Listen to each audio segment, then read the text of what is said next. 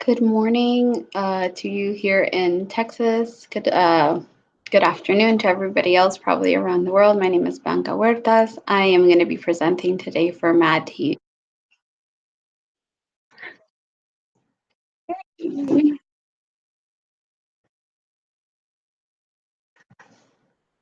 Sorry about that. I'm still learning how to use this.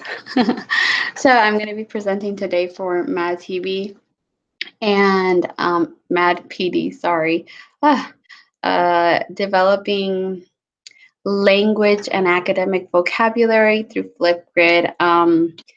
For those of you joining us, welcome, and I am really excited to start my presentation. I am here from Dickinson, Texas. I am an ELA teacher. I teach ELA to newcomer students. We use a lot of language strategies, and FLIPGRID has been a blessing for my students and for myself in my classroom to help them develop all four language arts and to maintain them engaged in activities in our classroom. So I'm going to share my screen here.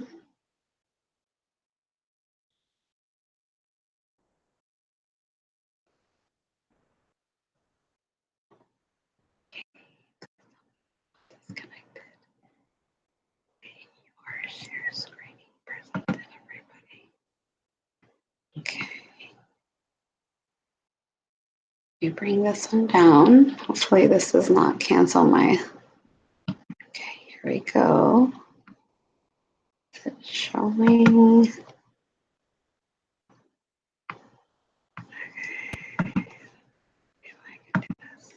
It comes up. Okay. Present. Okay, this is where I'm not 100% sure. So today we're going to be talking about how we can develop language and academic vocabulary through FlipGrid for our L's specifically. However, not only for L's, but I think this FlipGrid is useful for any student. If we want them to develop academic vocabulary and use it more effectively and do it in a very engaged way, we can use FlipGrid. So this presentation I did in my district last year in our technology academy. So I'm very excited to share this with you guys today. So some of our objectives are that we will analyze the benefits of FlipGrid for the development of language and academic vocabulary in ELS and the connections that it has to the 7 steps of language development. So I'm going to show the evidence of how this connects to those 7 steps of language development that I know that Silence has promoted a lot and we use here in Texas, and they're very effective for students to acquire language. And we will all listen to examples of Flipgrid student videos to analyze its effectiveness. So we're going to start with how can Flipgrid help language development? I know I was very skeptical when I first started using Flipgrid. I thought about, oh, my students are going to be off task. I'm not going to know exactly, what they're going to be doing, if they're going to follow instructions. However, it's been a blessing in my life and in my class.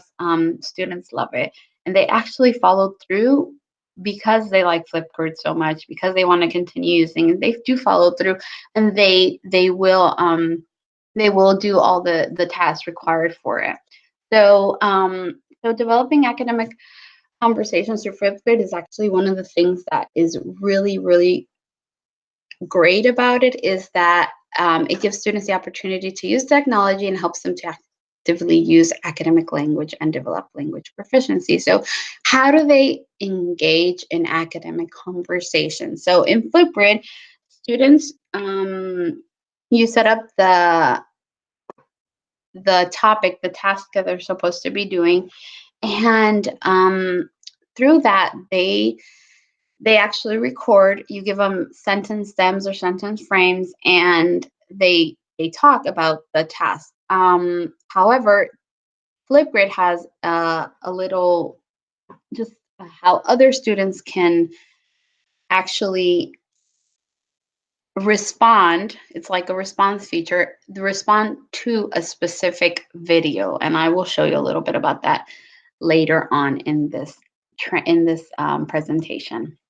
Also, Flipgrid connects with all the four language arts, which is amazing because students have to listen to other students using academic language. They have to make connections with the content. The students have to speak. They're preparing their video, and while they prepare their video, they have to speak at the grade and content level language that they need to develop the video through the stems and the paragraph frames. And they have to be able to read these paragraph frames and understand what they say before developing the video. And they have to write and fill in the paragraph frame and the sentence stems to be able to present their video. So in the whole process, they're listening, they're reading, and they're writing. They're connecting all of the four language arts in the process of developing the Flipgrid video, and that is amazing for our L students. And I think for every student that we need to continuously listen, understand, speak, read, and write at academic and content level vocabulary and language. Flipgrid also provides students with opportunities to develop and use higher order thinking when responding. So one of the activities I love to use is have the students not only listen to their classmates using the academic vocabulary, but I want them to make connections, or I want them to critically think, how are we similar? How are we different? What have I learned from this other student? What can I do with the information that I learned from another classmate, right? And I like using this a lot when we do our cultural infographics or one-pagers, where each student talks about an aspect of their culture, and students connect to each other and have to think about, so now that I have this information, what do I do with this information? And in responding to each other's videos, that's where they have to use their higher order thinking. Next, how does Flipgrid connect to the 7 steps? Okay, so I use as a reference the book that you see right there, Sheltered Instruction in Texas. It's a guide for teachers of ELs. It's an amazing book if you can grab it and find it. Silas presents the 7 steps in this book, and I want to show you how Flipgrid connects to the 7 steps of language development. So the step number 2 is have students speak in complete sentences. Flipgrid totally uses this aspect because teachers provide students with sentence stems or even paragraph frames with the correct structure of the language that we want them to use.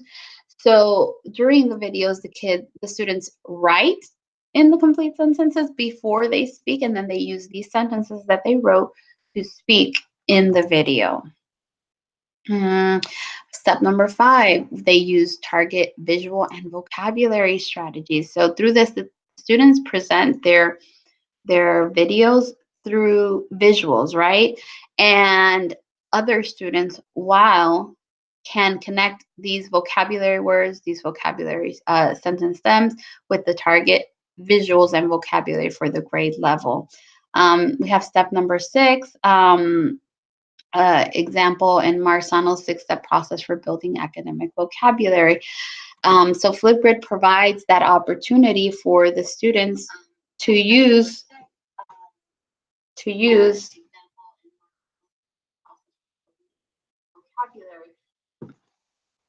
sorry about that, to use and build academic vocabulary. So students, step number 6 of the 7 steps is students participate in structured conversation. So instead of having students use structured conversations like turn and talks continuously, I've chosen Flipgrid, where they just don't use one sentence stem and one aspect of a class. We use every aspect and all the vocabulary that we used in the classroom in these structured conversations when students respond to each other's videos. and they all interact with each other, not only with the person next to them or the person behind them, but they're making connections with everyone in the classroom. So they use the vocabulary, the academic vocabulary, which is very important, but not only with people next to them or behind them, but with everyone in the class. And if you choose to, you can make your videos available so that students not only interact with students in their class per se, but you can make it visible so that you can have students interact with students from other classes where they're talking about the same topic and respond to each other's responses. The next step, and then there's a quote from the book, and it says the fundamental goal of structured conversations is to allow students to gain familiarity with new language forms, to hear other ways of describing academic concepts, and to hear themselves articulate an academic message.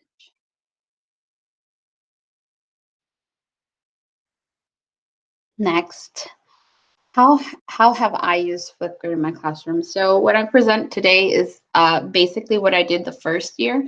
I'm on my second year using Flipgrid, and I have used it so much more than this, and I become pretty creative, right, with how I want the kids to use it. So we use Flipgrid this year doing book talks.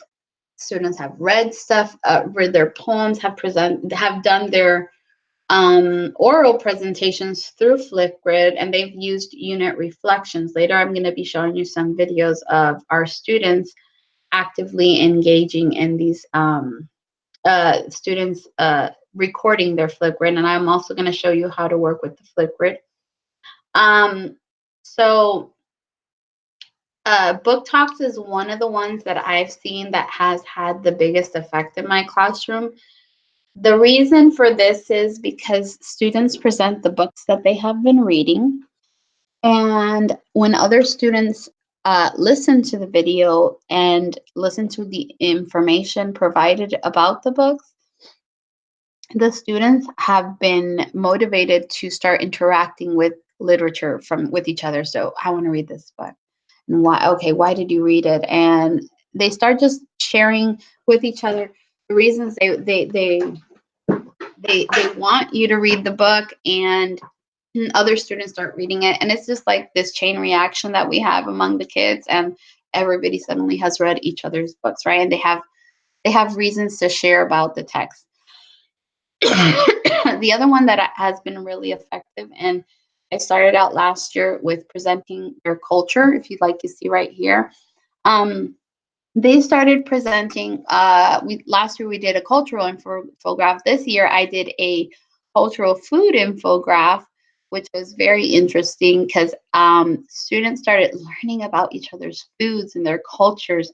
And we had I had the students, after they recorded their video, they needed to listen to somebody else's video, and they had to talk about, like, how is that food so similar or different to foods that I find in my culture. And it's very interesting to see, even though that a lot of my students are Hispanic, but they're from different countries, their foods are very, very different, and they learn so much from each other. And then obviously at the end of this unit, we decided to bring our cultural foods, right? And the kids enjoyed that so much. And it was an engaging activity where they were all engaged. They were all very the excited about the presentations and the food, and they learned from each other, and they used higher level thinking skills when they compared and contrast their cultural foods, right? And then the unit reflections, one that I did, and you'll see an example later, and it's good because it helps students use that metacognition about how they learned, what did they learn and why they learned it, but also where they need to get better, and why were some aspects of the unit harder than others, and why they needed to work more on those. I use Flipgrid by providing my students with paragraph and sentence stems that guide them to use the language that I want them to use. So the thing about Flipgrid is that I provide those sentence stems for them. I just don't have them write what they, I guide them, and in those paragraph frames, in those sentence stems, I put the academic vocabulary that I want them to use. Obviously, it's the academic vocabulary that we've been working in during the unit, right? And with that constant use and the engagement, the levels of engagement that they have, they start using it more commonly in the class. Okay, so if you have never opened an educator's account for FlipGrid, I recommend that you do, and it's easy, just access to flipgrid.com. You can open an account and then you will be given an access number for it. And then that's the access number that you give your students to access the videos and the tasks that you have for them. So the advantage of FlipGrid is that students do not need to have a computer to access, but they can access this directly from a smartphone. So I don't know about your school, but in my school, sometimes we are limited in the use of computers that we might have. I know I have 5 computers in my classroom or Chromebooks, but I don't have 5 students. I have more than 5 students. The benefit about Flipgrid is that kids can use their phone, and a lot of our students have phones, right? And it's easier to share the phone than sharing 5 computers, right? Among a class of 10, 12, or 20 kids or more, right? So that's one of the benefits that I have seen with Flipgrid, and it's helped the effectiveness because I do have shy students and they do not like recording in front of everyone, and I give them a chance. Okay, so go under a table and record. We had students record in the hallway or under a table or hidden in a corner, but they do it. And I've seen kids that will not speak in class, but will voluntarily and happily do their Flipgrid on the computer. And then this gives me the chance, and it gives my students the opportunity that everybody uses the language, that everybody is an active learner, that everybody is engaged in the unit tasks. And I see the benefit because later on the kids become more open and easily use the language that we want to hear, right, in class. Sorry for the redundance right there. Okay, so an educator's account, quickly. You go to Flipgrid, you open your educator's account. After you set up your account, you can set up grids. I'm going to show you in a little bit. As soon as I finish the presentation, I'm going to go over how you can see and do this. You can have them different class periods, different subjects, however you want to divide it. In each grid, you can add new topics.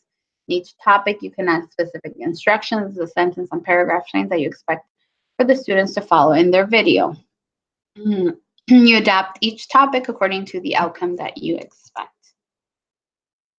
So these are some stems for academic content level classes. I got these from the Silets book. I am an ELA teacher, so I usually don't use math concepts, but here are some examples. One important thing that I remember when factoring equations is, and because, and you can have a Flipgrid open for them to discuss this. And if you see, they're using the academic language, the words that we want, and the because uses this higher level thinking of explaining the why. And I love that because it just makes them think outside the box. And why would they use this? This is social studies one. In the case of Marbury versus Madison, academic language helped the judicial system of the United States. Academic language by, and this is important because and I agree or I disagree decisions with Rosa Parks' decision because, and I like this agree or disagree because in their responses, students can refute each other's answers, and if they agree or disagree, right? Science. We have the differences between a fluid web and flip chain R. Each helps me understand the ecosystem by. And language arts, you can do book talks, unit reflections, and I'm going to show those next. And some of these I grabbed from the Silets Sheltered Instruction and 7 Steps of Language Interactive Classroom. Okay, so for the book talk, this is my first example. This is the paragraph stem. This is paragraph stem number 1, and it's focused on the title, the author, the who, the what, and your favorite part. And I like having the kids talk about a quote because it just gives more input about their actual reading. And then there's paragraph stem number 2.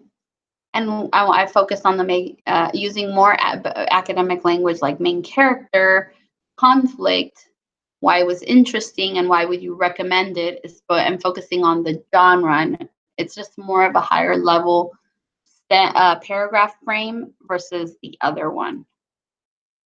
So you can prepare them according to the student levels.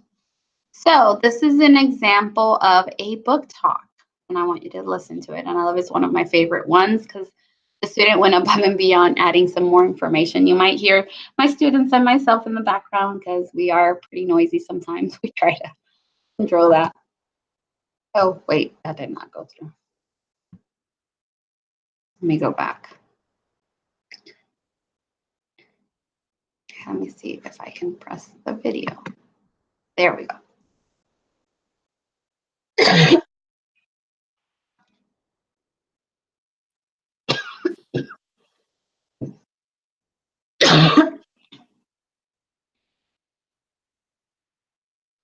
Hey, Blanca. Hey. What you sent me a link on Twitter. Are you presenting? Yes, I am. I don't know if I did it right.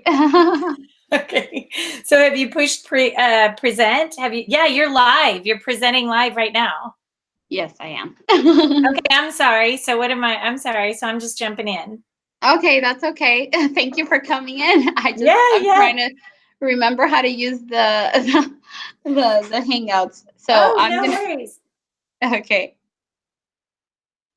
So we probably should send a link out for folks to be watching. Because I clicked on the link in the master schedule and that one doesn't work. So this must be another Hangout. Yeah, and I did send the other one for the YouTube. Oh, okay, you did? Where is that? It should be in the Twitter somewhere in the Mad PD. Okay. Hashtag. Okay, I'll look for it and I'll try to retweet it. And you go ahead. Thank you. So here we have the book talk.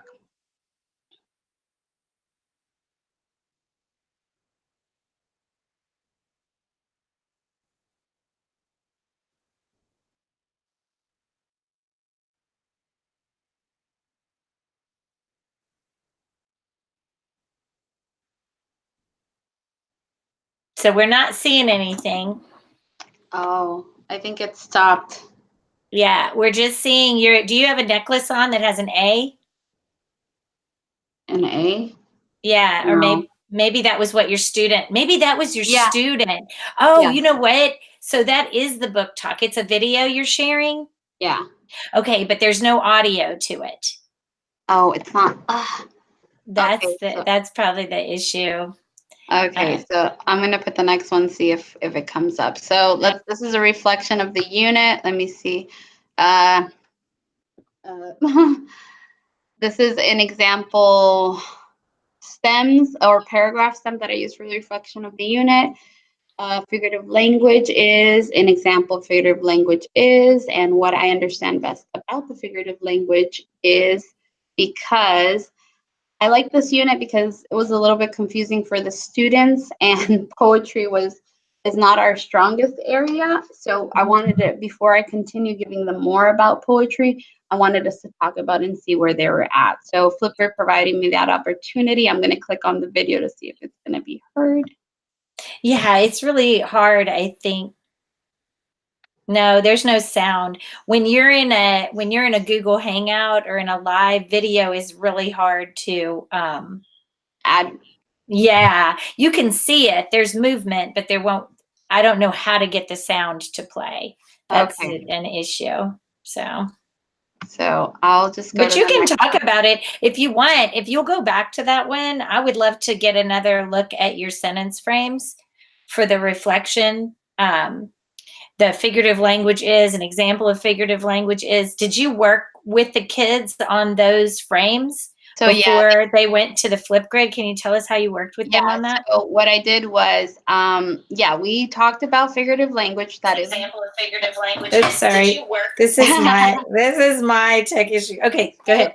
It was hard. It was not an easy unit, and I saw the kids struggling, so I really wanted to see where they were at. And then I did see progress, so I wanted to make sure that I understood. The student here that you see, she talked about what it was, and she talked about and she gave an example, in which was simile, right? And that was the easier one for her because it just used the like or as, and those were keywords that helped her understand what she, how to find the simile and understand it. The harder one obviously was the metaphor for her, so she talks about that because it just doesn't say, and that's where I wanted, it doesn't, give that clear little clue inside the text where she can find what a simile, where the metaphor was at. So it helped me understand where they're at, and most of them understood simile very well. They did not understand very well metaphor, so that helped me refocus the class and reteach metaphors again and explain how they work and understand their meaning. So basically, that's what, using reflection of the unit. So I mean, I recommend using a reflection of the unit for any unit, at the end of any unit, or before you end the unit, and you want to understand what the kids are getting, what they're not getting, and knowing what you need to reteach. This was a very good way, because this student was a very quiet student. She wouldn't tell me what she would understand. Everything was okay all the time. However, through the FLIPGRID, I'm able to find out what she didn't understand. Fantastic. So, and she probably got to use, I mean, there's one thing that the teacher is getting a formative assessment. That's huge, that you're able to sit there and listen to a student who normally wouldn't speak out in class.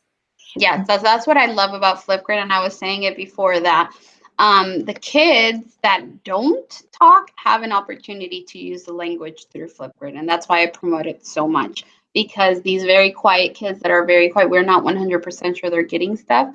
Through these formative assessments, we can find out what they're getting, where they need extra help, and we can even find out great things about them that we didn't know about them before. Yeah, and even the basic fundamental fact of practicing language. I'm sure you talked about that in the beginning, or you were going to talk about the fact that a shy student it's not just that we don't know what she's thinking. She's not practicing English. She's not, I mean, and I probably would be nervous to do that too. So what a safe space to repeat without any judgment.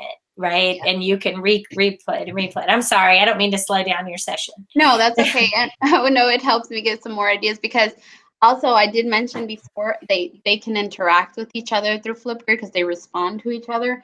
So it just doesn't let the kids have to only interact with the person next to them. FLIPGRID provides the space for the kids to interact with everybody in class. So they don't only have to interact with some people. If not it gives everybody the chance to use the language and to interact and have the chance to interact with each other. With wait time. Yes, they have the time that they need. That sometimes I know that scares a lot of our students. Absolutely. Okay, so the next example is the cultural infograph, and obviously the audio is giving me some issues. This one was from last year, but this year we did the cultural food infograph, and the kids talked about their country. This one was their country. The one from this year was their food, their a specific food.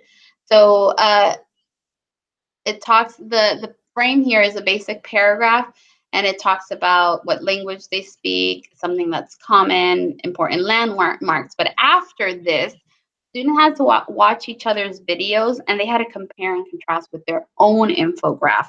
Not only just they don't only present it on the FLIPGRID, they had to listen to each other's and then make a list of the similarities and differences that they found among each other's countries. And then the same thing we did this year with the food infograph that we did. So I mean, it was very beneficial, and a lot of kids found out. Of course, they all like, but we all speak English, Spanish. But not only that, I was like, well, think about the food, think about where those things are very different, the music that you guys listen to. So it was very productive in the engagement level that the students had with each other and learning about each other's culture. And what I'm sorry. Yeah. I think and I'm echoing, sorry. So there we go. The piece, first of all, I love this paragraph frame. A lot of people, myself included, before I'd really started thinking about it, just don't realize the power of a paragraph frame. A sentence frame is one thing. A paragraph frame really allows a student to get a lot of ideas down. And I used to think, well, that's just a fill in the blank, until you start seeing, that's one thing, but it just starts seeing that the kids will go outside of these blanks. They have a lot more to say than this. Yes, they will. Yeah, this is just framing their ideas and giving them some English to put it down on paper, but it really is a catalyst to more. And of course, the fact that you're taking it higher on Bloom's, where they're going to compare and contrast with another students, that's all higher order thinking. So it's just, I'm tweeting this, a picture of this out right now. It's so great. Yeah, and that's why I use and I know you guys couldn't hear it before in the book talk, but the example of the book talk, because the student actually went outside of the frame that I gave her. She talked about the character and she was like more into it, and I was like, oh my God, that's so amazing. And then after that, you heard all these, because they had to see their video. They're all talking about, like, I want to read the book that she talked about, and then they all ended up reading. And then I had like a line of kids waiting. I'm like, well, when this person finishes reading the book, you can read the book, but just make sure. And then they were just all sharing the book that she was talking about, and it was very exciting because just seeing the kids so engaged and especially wanting to read their books, right? It was just very, very. And after that first experience, because that was actually our first experience with FLIPGRID, I was like, this is amazing. This is great. And just having the kids use the language in the way we want them to use it, and giving it all the kids access to the language, not only just a group of kids. Every student has access to the language and has the opportunity to use it in a very low anxiety environment, and with the timing that they need to use it correctly. So I can imagine. I can see why you're so interested in sharing about it, because I'm sitting here thinking about all the listening, the speaking, the reading, and now you're showing the writing. Let me see what else I have. So there are some rubrics on these links here that you can find. You can just put example rubric for, let me see if it connects. Yeah, there we go. And this would be an example rubric for the evaluation. And then there's also a teacher's guide for how to use FLIPGRID. You can get it online. You can also get certified as a FLIPGRID teacher. It's a very easy process. I just got certified a level 1 educator. I'm so excited about that. What does that give you? I want to show you an example of how the FLIPGRID page looks for those that are disconnected or seeing this. You can have it divided in your classes, and then you can have each one of the, what do we call here? You add topics here, and for each topic, you give it the title. This is where I put my paragraphs frames or stems right here, and the kids follow these instructions. Obviously, we talk about them before they start writing the video, but they have the time to write them down so that they can read them as they present. Cancel this one. I'm gonna see if we can see one through here, see if we can hear it. This is a book talk one pager where the kids were.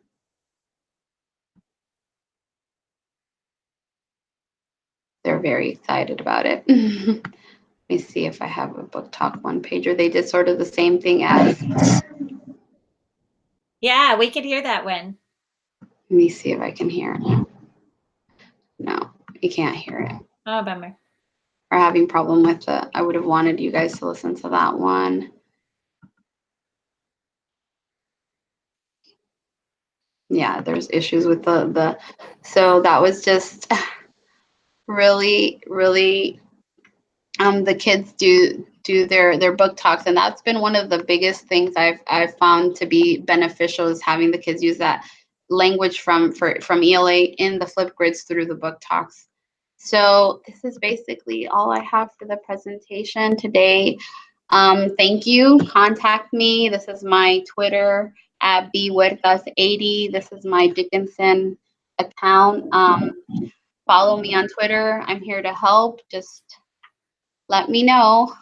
And hopefully next year I'll be sharing again with Mad PD, and thank you for the opportunity that you guys gave me today. Yeah. Can you hear me at all, Yes. Blanca? Hey, I can see myself. Can you hear me? Very little. Can you hear me Very now? little. Oh, okay. Sorry. I don't know why. I don't know why my microphone went down. But thank you.